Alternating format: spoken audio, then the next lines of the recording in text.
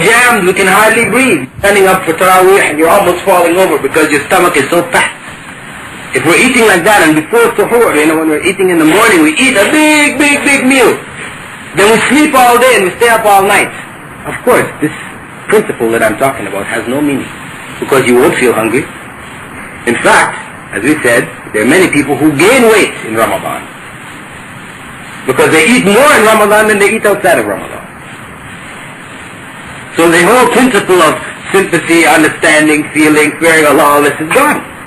The whole principle, although according to the letter of the law, see, this is why it's very important to understand that there's a difference between the letter and the spirit. The letter has behind it a spirit. If you just take the letter alone and you leave the spirit, then you may not benefit from the law. You may be going against the law. So, if we fast properly, then inshallah we'll experience that, and we'll have some consciousness of what those who are starving go through, and that will help us inshallah to be more generous in our wealth and sharing our wealth with others who are in need. We said also that it also teaches us control of our desires during the rest of the year outside of Ramadan. We know that for the human being, the most powerful desire that he has is the desire for food and the desire for sex. These are the main two most powerful drives that an individual has. He can kill for it, right? He kills for food. In times of hunger, if he's starving to death, he may kill. If he doesn't have any kind of fear of Allah or anything there, he may kill people. You hear of people, being isolated, their plane crash or whatever, and they're by themselves, food runs out. Then they decide, the weakest one amongst them, they decide to kill that person and eat him.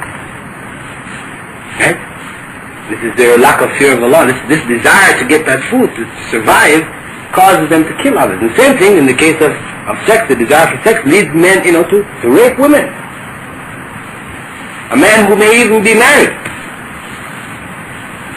or been married many times, has many girlfriends, but yet the desire for sex may cause him to go and rape somebody else. So these are two most powerful desires. So the fasting in Ramadan trains us to control these most powerful desires in human beings. To control it so that out of the rest of Ramadan, we were not drawn into sin and into evil and into corruption by these two desires. Because if you're used to holding them back during Ramadan, this training period in Ramadan, you're used to holding them back outside of Ramadan, inshallah, if the difficulty arises, you can control yourself. If you have no training period, no experience in trying to hold these desires back, then, you're finished.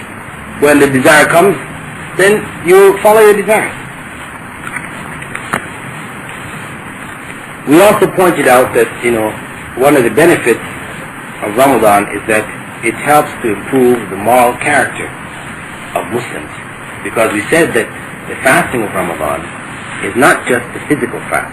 And we said there was a hadith in which the Prophet ﷺ, had said that Allah has no need for you starving yourself, denying yourself of drink, your thirst and your hunger. He has no need for that.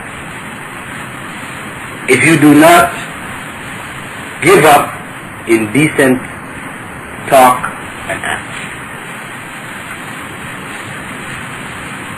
So there is this other aspect of fasting which is essential, that we should control what we speak about and what we do, what we see during the month of Ramadan, for fasting to be true fasting. We have to do that. Because if we're talking the way we talk concerning women or corruption, etc., or we're looking at Playboy magazine, or some other, watching videos that involve, filthy acts, etc., and we should feel shameful. Watching a video where a man climbs into bed with a woman, yourself, if somebody was to say to you, let's go into so-and-so's house when he's making love with his wife and watch them. You say, no, how could you do that? It's not good. But you're willing to sit and watch it on video. What's the difference, really? Because in your mind you're saying they're acting, but really think about it. There is not really any difference. If you sit there and watch people climb into bed and make love with each other on the video, it's not different than you standing and peeking in a person's keyhole while he's making love to his wife in his bedroom. It's sinful. And you should feel shy. If you don't feel shyness inside yourself, it means something's wrong. You have to look at yourself. Increase your prayer. Ask Allah to put fear in your heart. If you don't feel shyness, if you just feel okay, you sit there, you watch these things, it's alright. It doesn't move you at all. If it comes on, you should put fast forward, go past it quickly. I mean, you should avoid the type of movements that you have that type of thing in it. So, you have to, in the course of fasting, control what you're seeing, what you're saying, and what you're doing. If these don't happen, then you are doing the physical fast, fulfilling the letter of the law again, but the spirit is gone. And that fast will be a sin on you, Yawm al-Qiyamah. Allah will ask you about that fast. It will not be good deeds on your scale of good deeds, but evil deeds on your scale of evil deeds. Of course, we also know that doctors have shown that in fasting, a person uses up cholesterol. Again, we're saying this is the true kind of fasting, not the one where you pack yourself and you're sleeping during the day and up all night. But proper fast, where a person actually is fasting, then what happens is during that period, the body uses up, the cholesterol, it breaks it down, and they show that this helps people who have problems, heart problems. Most of the heart problems, which tend to be one of the major killers amongst mankind now, is heart disease. It's called strokes, etc., etc. This is from the buildup of cholesterol.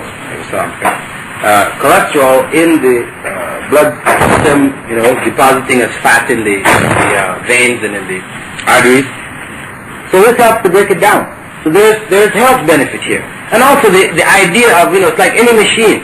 If you work a machine, just constantly, it's going to break down eventually. Our systems are machines.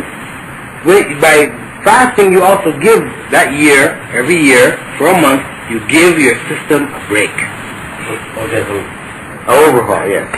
You take it in the shop, get it overhauled. Right? You need it, it's real. So that's, as I said, on condition that you're doing a proper fast. Then it's an overhaul. Otherwise, it's just really, an added burden you're putting on your system if you're not doing the fast accordingly. And of course, the fasting, because of its self-restraint which is involved, it trains us for jihad, fighting in Allah's way, because of course when the mujahideen, when people go out to fight, it's common that when people are victorious or whatever,